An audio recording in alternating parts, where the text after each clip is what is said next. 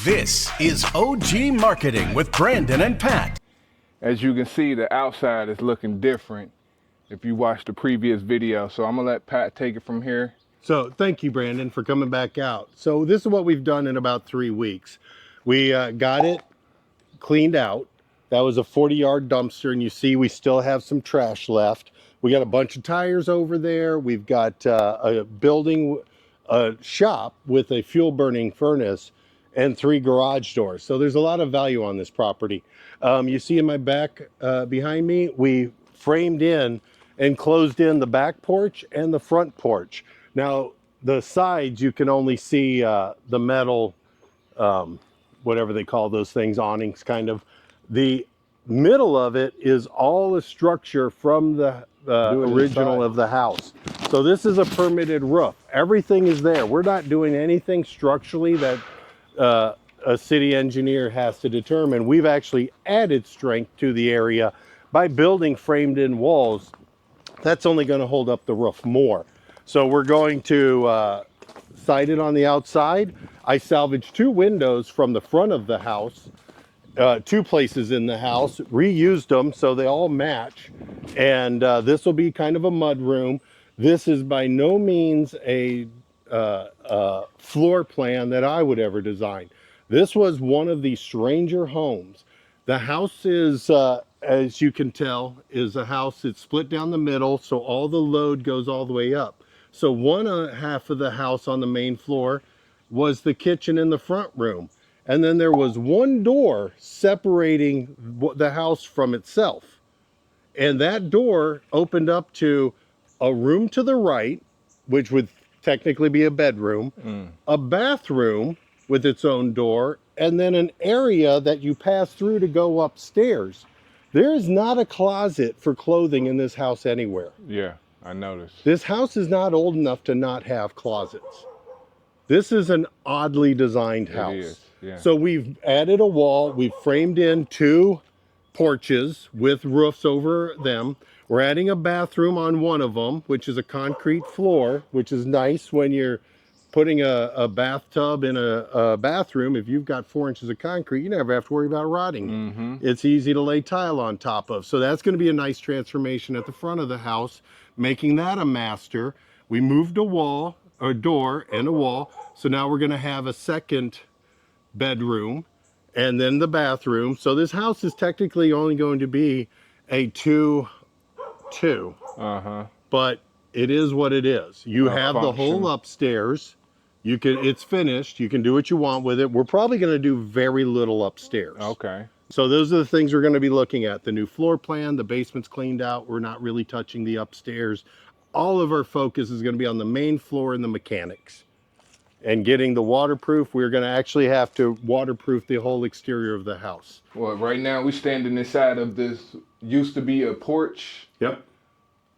And you done enclosed it and... We enclosed it. I'm going to insulate it, drywall it, put these 2 windows in. We salvaged from where we moved the front door to. And so we're going to finish it in. It'll be a mud room. So you got 2 doors. I know it seems wasteful, but there's nothing. So this house has a porch on this side and a porch. We're going to put a porch out here. So this door is going to give better access to the house from this side. So we've got an entrance to our basement down here. So I've got to rework all this. When I do that, I'm just going to put a couple of sonic tubes down here, put a treated deck right here, so people can then, this will be the easy entrance to the house. Yep. I may get rid of the kitchen door completely. Okay.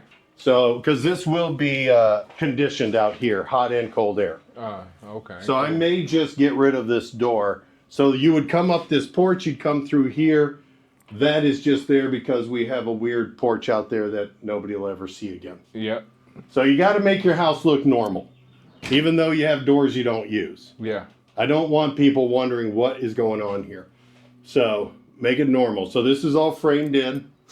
We're going to trim it all out. We're in the kitchen area. Like I say, it's a total transformation from the last time I was out here. I see walls moved. kitchen counters is being demoed and everything. So I want to talk about these kitchen cabinets. These cabinets, I don't know if there's a badge here. I can't read that. I don't have my I glasses get a on. close up of that. Yep. So these cabinets are good quality. I come across these things once in a while and I will have them refinished. So I already have a price, $2,500. My guy's gonna sand all these down and re-shellac them that raw blonde wood again. Okay. I believe these are maple. That would be my guess, is they're maple cabinets. We'll put tile, so we'll have modern tile. We'll have probably a quartz countertop. Okay. And we will have original cabinets. You know, you can ask yourself, why would you do that? These things is Check solid. this out. You need some flour? This property is an acre. People like to keep chickens and get more healthy, right? Yep. Boom. I need a little flour. Oh, I need to fill it. Bam. Okay. Some history right here. Yeah. What would that be called? What? What would they be called? This is just a flour cabinet. Okay. So you'd buy your flour, you dump it in here, you go to make your bread for the day, boom, rang, rang, rang. I mean, why not? Yeah. There's nothing wrong with these cabinets. There's garbage on them, but they slide, they open. They function. You know? You can even put probably better closing hinges on. Mm-hmm. But I could spend $3-4 grand in cabinets. Yep. Yep. And then the installation. Yep. Plus the demo. Yep. In the end, what does it matter? There was a wall oven unit there. So we removed it and we're putting our range there. So our range will go there. I haven't found a home for the fridge yet. We're thinking of removing this completely. This is the chimney. Oh, okay. It doesn't serve a purpose. If I can fit it into the budget, we may get rid of it. Oh, okay, yeah. We are keeping all the floors. They nice. They're beautiful. So we'll have to patch in where we took a wall out. We've already beamed it up. So, and was these some duct?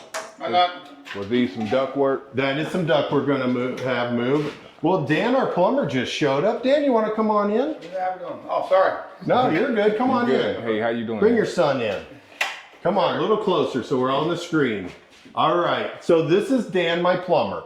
He's a licensed plumber, H&L Plumbing. He does most of my projects because he's very busy, right? Yep. So I get him when I can.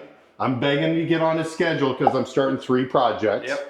He's a very busy man. He does everything high quality. You don't have to manage him. That is why I use a licensed plumber, a guy like Dan, H&L Plumbing. I send him the drawings. He knows what I'm looking for. He's easy to work with. So thank you for stopping by. He's going to be, we need to get the plumbing roughed in and the electric roughed in. That's our next 2 things for the next draw. So I sent him the drawings. He's going to take a look around, give me a price. Hopefully we can get started in the next week or 2. Yep. Thank you, Dan. All right. Thanks for listening to OG Marketing with Brandon and Pat. Like what you've heard? Like and subscribe. Have a question or want to be a guest? Drop us a line at ogmarketing101@gmail.com. Thanks for checking out OG Marketing. We'll see you next time. Now go get those deals.